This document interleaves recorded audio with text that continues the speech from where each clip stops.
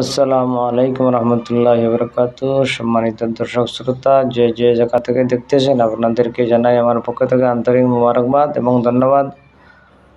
আমি আজ এমন একটি আমল সম্পর্কে আপনাদেরকে জানাবো বা অবগত করব। সেই আমলটি হচ্ছে, আমি এই দোয়াটি স্ক্রিনে দিতেছি, আপনারা স্ক্রিন থেকে পড়ে নেবেন। নবী করিম সাল্লাল্লাহু আলাইহি সাল্লাম বলেন, কিয়ামতের দিন আল্লাহ তাআলা সন্তুষ্ট হয়ে তাকে বেহেশতে প্রবেশ করাবেন, এমনকি আমি মুহাম্মদ সাল্লাল্লাহু আলাইহি সাল্লাম তাকে সাথে নিয়ে বেহেশতে প্রবেশ করব। সুবহানাল্লাহ। আমরা প্রতিদিন যদি 3 বার করে, সকালে 3 বার এবং সন্ধ্যাবেলা 3 বার এই আয়াতে কালিমাটি পাঠ করতে পারি, তাহলে আল্লাহ তাআলা আমাদেরকে বেহেশতে প্রবেশ করাবেন।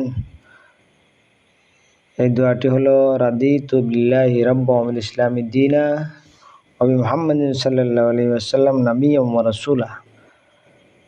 রাদিতু বিল্লাহি রাব্বান ওয়া বিল ইসলামি দীনা ওয়া বি মুহাম্মাদিন সাল্লাল্লাহু আলাইহি ওয়াসাল্লাম নাবিয়্যান ওয়া রাসূলা।